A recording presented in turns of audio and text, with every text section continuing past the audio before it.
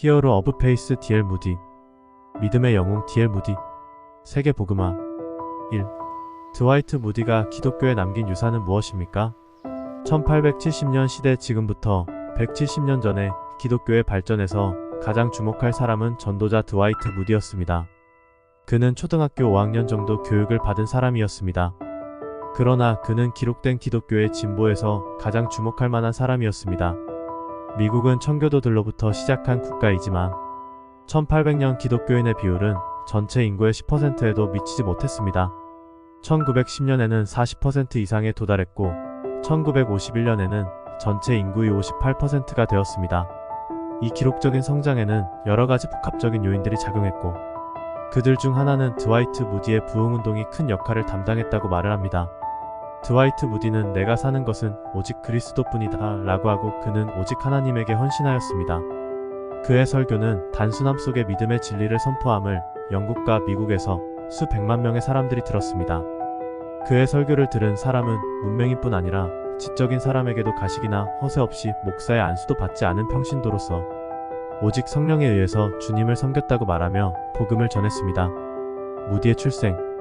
매사추세츠주 노스필드에 위치한 이 작은 마을은 뉴햄프셔와 버몬트 주 경계 근처의 코네티컷 강 양쪽에 있으며 초기에는 인구가 약 1700명이었습니다.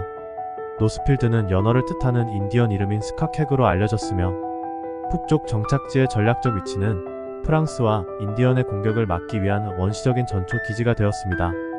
무디와 올톤스 드와이트의 조상들은 1672년 노스필드에서 거의 처음부터 기록되어 있습니다. 이사야 무디, 드와이트의 할아버지는 1796년 노스필드로 이사하여 벽돌공이를 하기 시작했으며 에드윈은 1800년에 태어난 첫 아들입니다. 두 가족은 드와이트 부모가 1828년 1월 3일에 결혼하면서 하나가 되었습니다.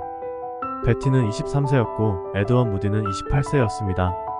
결혼식은 새해 첫날로 예정되어 있었습니다. 그러나 코네티컷 강이 해빙되어 제방이 넘쳐서 에드윈은 그날 결혼식에 도착하지 못했습니다. 하지만 에드윈은 이런 어려움에도 불구하고 스마일을 우회했고 이틀 후에 베시와 결혼했습니다. 젊은 부부는 에드윈의 사촌 시므온 무디가 마을 북쪽 끝에 지은 칠하지 않은 식민지풍 주택으로 이사했습니다. 집은 나무가 없는 목초지에 있는 작은 언덕에 지어졌고 코네티컷 강을 내려다 보이는 곳에 있었습니다. 1823년에 지어진 2층으로 지어진 흰색 나무집이었습니다. 이 집에서 드와이트 무디는 1837년 2월 5일 6번째 자녀로 태어났습니다. 옛날 가족 기록을 보면 라이더라는 이름이 적혀 있습니다. 그 당시 마을 의사인 기드온 라이더라는 사람의 이름을 물려받을 것으로 부모는 생각했습니다. 그 시절에는 어린아이가 자기 이름을 물려받게 되면 그 아기에게 양 한 마리를 선물을 했습니다. 그런데 기드온 라이더로부터 아기 드와이트는 이런 선물을 받지 못해서 부모는 마음의 상처를 입었습니다. 그의 가족 성경 안에는 라이더라는 이름은 있지만 그 후로는 아무도 그 이름을 부르지 않았습니다. 무디의 어머니는 키가 크고 위험이 있었습니다. 베시는 가족의 삶에서 정말 강력한 정신적 힘이었습니다. 아들들에게는 술과 남에게 복수를 하는 것은 가족에게 적이 된다고 가르쳤습니다. 그녀는 가족이 늘어나면서 매일 또 주일에 자녀들에게 작은 성경 공부를 가르쳤습니다. 그녀는 자녀들과 함께 유니테리언 주일학교에 동행했습니다.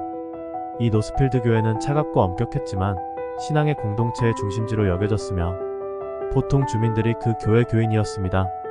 당시 다른 많은 신혼부부들처럼 무디스 부부도 비교적 잘 사는 삶을 시작했습니다. 그들의 상대적인 번영은 1830년대 초반까지 계속되었지만 그 후 1836년에는 국가가 재정적 불황에 빠졌습니다. 은행들이 망했고 모든 기업의 4분의 1이 파산했습니다. 노스필드 지역 경제가 침체되자 에드윈은 집을 담보로 대출을 받아야 했고 노스필드 교회의 13번째 좌석에 연간 11달러 70센트의 소액 임대료도 낼 수 없었습니다. 하지만 직조 전문가인 베시는 절망하지 않고 에드윈을 안심시켰습니다. 무디의 생애 첫 4년 동안 가족의 재정 상황은 계속 불안정했습니다. 상황이 더 나빠질 수 없을 것 같았습니다. 무디 가족은 1841년 5월 28일에 가슴 아픈 비극을 겪었습니다. 에드윈은 평소처럼 일터로 나갔고 휴식을 취하던 중 갑자기 옆구리에 심한 통증을 느꼈습니다. 비틀거리며 집으로 돌아오는 그는 신음하며 말했습니다. 오, 내 옆구리가 너무 아파요. 오, 베시, 5일시까지 빨리 의사를 불러. 에드윈의 고통은 훨씬 더 심했습니다. 그는 침대로 비틀거리며 걸어가 무릎을 꿇고 죽었습니다. 그의 병이 얼마나 심각한지 알지 못하는 배신은 그의 시신을 발견하고 그녀의 끔찍한 상황을 보고서는 극심한 고통에 이르게 되었습니다. 드와이트는 형제 자매들과 함께 지역 학교 건물에 있었는데 이웃이 창문에 머리를 내밀며 에드 무디의 아이들이 있는지 물었습니다. 그는 끔찍한 소식을 전했습니다. 아버지가 방금 돌아가셨다는 소식이었습니다. 무디의 아버지는 41세에 세상을 떠났고 무디의 나이는 4세였습니다. 에드윈이 죽은 후 무디 가족에게는 모든 생활이 바뀌었습니다. 드와이트 무디가 장성하여서 이렇게 말했습니다. 아버지가 갑자기 돌아가신 날은 정말 멋진 햇살이 내리쬐는 날이었습니다. 무디의 출생 이후 드와이트 무디는 어려운 가정 환경 속에서 성장하였습니다.